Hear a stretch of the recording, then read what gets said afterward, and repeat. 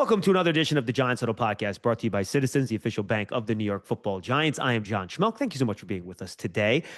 We continue to talk to some of the coaches that coached up the Giants draft picks. Today, we're going to focus on seventh-round draft pick Korie Black, and we're very happy to be joined by the head coach of the Oklahoma State Cowboys, who's been there for a very long time, runs a very, very good program, Mike Gundy. Mike, thank you so much for being with us. You know, when I watched Korie on tape, the thing that jumped out to me the most right away was his size, speed, athleticism. He's got reach, vertical jump. He's got explosion. He's really a good fit for the style of play in the NFL.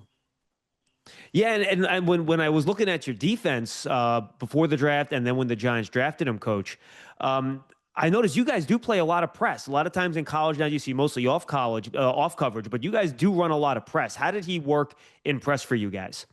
He was good in press. He's got such quick movement and recovery speed, as you know, is so important, particularly, well, in all levels, but particularly in the NFL, because those guys are going to beat him off the line at some times. But he can really recover and did a good job with press.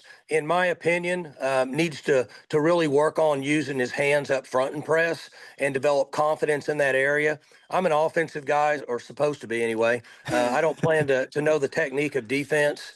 But when I watched him, if somebody can get with him and really help with his plan on his contact with his press and his hands and such, he's going to really improve quickly.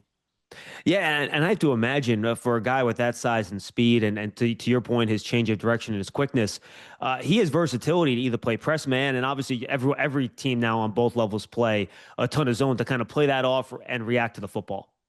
Yes, that's right. And so his learning ability, his IQ football is really high, which the Giants will like that we never had an issue with him learning. He played as a freshman and has the ability to absorb information quickly and retain it throughout the game.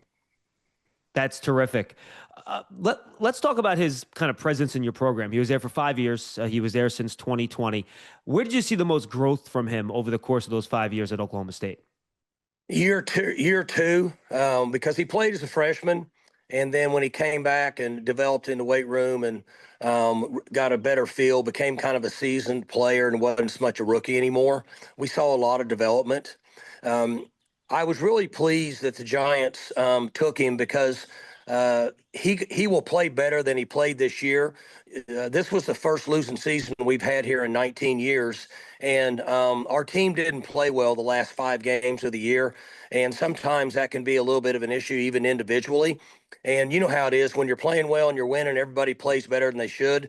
And when you're not playing well, then you don't play as good as you should. So I was pleased that he's going to get the opportunity, because when he gets in the organization and they start really working with him on technique and such, his ability to learn and absorb information, he's going to get better and better really fast, because he's long and he's, he's a 4-3 guy, and you can't coach those things. Huddle up, get in here. If you're lined up here, you got to go over the middle with it to score. Right. How do we make that happen? I don't know, but Citizens does. Make sense of your money with Citizens, official bank of Eli Manning. The Giants Huddle podcast is brought to you by Citizens, the official bank of the Giants. From game day celebrations to your everyday financial needs, Big Blue fans can get the most out of every moment with Citizens. Learn more at citizensbank.com/Giants.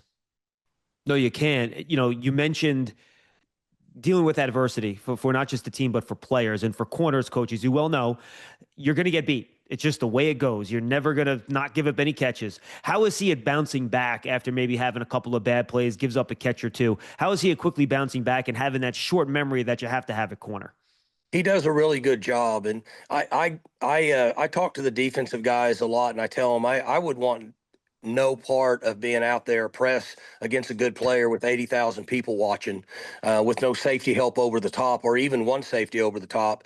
And it's a real challenge, and you got to be able to have a short memory, and you got to play. And he's done good with that. The staff and you guys will really like him, because he's level-headed, he listens, he's humble, he's quiet, and as soon as they get him adjusted to his work habits and where he adjusts to your level, they're going to really like all the things he brings to the table, including confidence on getting over, hey, I just gave up a conversion on 3rd and 8. I've got to come back now and play press coverage and make a play. So he's had a couple different defensive coordinators since you've been there, Mike. I wonder how different were those systems, and how many different ways have you used them? We talked about press. Have you used him a lot on cover three and quarters? What are some of the different ways you've used him at corner? Well, because of Jim Knowles being here, and then Brian Arnold coming into here, we went to a lot of odd front, but he's done it all in the back end. That's why I said he's so good with absorbing information. I mean, he's played quarters, he's played three, he's played one, he's played press, he's played off man, he's played two. There's a lot of things that he's done, which will be an advantage for him in the NFL. I know you're an offensive guy. You're not in the meetings, but I always like to ask how some of these guys learn, right? Some guys are visual learners. They have to bring it onto the field to do it. Some guys can learn off the board, learn off by taking notes. What kind of learner was he in the classroom over the course of his 5 years with you guys? You know, the good thing is he learns both ways, in my opinion. I listen to those conversations with our coaches. He can take it from the classroom, and then walkthroughs. Obviously, in my opinion, the majority of athletes, type A alpha males, which we're dealing with, are better visual learners because they can't pay attention more than about 30 minutes and they can't stay focused. But I think Korie has the ability to learn in the classroom and on the field in walkthroughs. All jokes aside, in this day and age, 30 minutes is pretty good. Sometimes it's 10 or 15 these days, right, Coach? In terms of getting these guys to focus Well, in. we live on phones, right? We live on phones, and if there's something we don't like, we just swipe it and get rid of it. No, you're absolutely right. You talked about his personality. You said he's a quiet guy. Is he a lead by example type of guy, or does he get a little bit more into it during the game with his teammates, where he's more of a rah-rah guy? He is not a raw guy. He's very quiet. He's going to play hard. He's going to compete. And he knows going to your level that, it's a day-to-day basis there.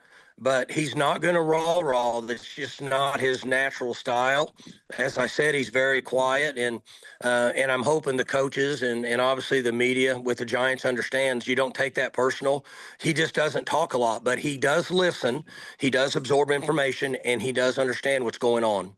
That's great. I want to talk about a couple aspects of his game here, Mike. Stopping the run. How willing is he to drop his shoulder, extend his arms, and make plays in the run game when they're attacking his edge? He does just enough to get him down. They're gonna want to improve him in that area. They're gonna want to challenge him, and see corners. My history with corners that have success early in their career in college, it's almost like they didn't sign up to tackle. I signed up to cover guys, and they'll press him and tell him, look, when this happens, you're going to have to get up there and get him down. He certainly has the ability to get that accomplished. I was looking at some of his playtime percentages for you guys. I know later in his career, it was mostly just a field goal block guy in specials, but I think it was his sophomore year. He was one of your gunners, right? So what's his experience on special teams? Is that an area that he can kind of step in with his size, weight, speed factors and help the Giants right away? He can play both sides out on the perimeter on punt and punt return.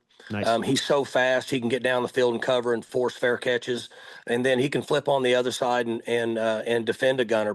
Basically playing press man. There's no question that he should be involved in that, and he has the ability to come off the edge, off a short edge, and block a PAT field goal because of the length with his arms. If you want to know how to manage 2 minutes of crunch time football, I'm your man. But if you're wondering about a long-term financial plan, you should talk to Citizens. Hey, I can also talk lawn care. I'd like to learn about a mowing routine. Yes, I knew I could help. Make sense of your money with Citizens. I know you said your team didn't play particularly well towards the end of the year, but he did have a big matchup against Travis Hunter towards the end of the year. How much did he line up against Travis over the course of that game, and how did he do against some of the better wide receivers that you guys see on a regular basis in the Big 12? He lined up against him some, not as much. They moved him away from him, I thought, which is smart. I think Travis is one of the greatest players to ever play college football. Wow. And they weren't matched up a ton. But if we had the ability based on the offense's setup, we would put him on their best player. I did notice you guys mostly had him on the left side, at left cornerback, right? Is that just a philosophy you guys have in terms of trying to keep guys on their individual size? Yeah, that's what we had done. If we felt like we had to move him for a reason, but for the most part, we were trying to simplify for the rest of the guys, and he played mostly on the left.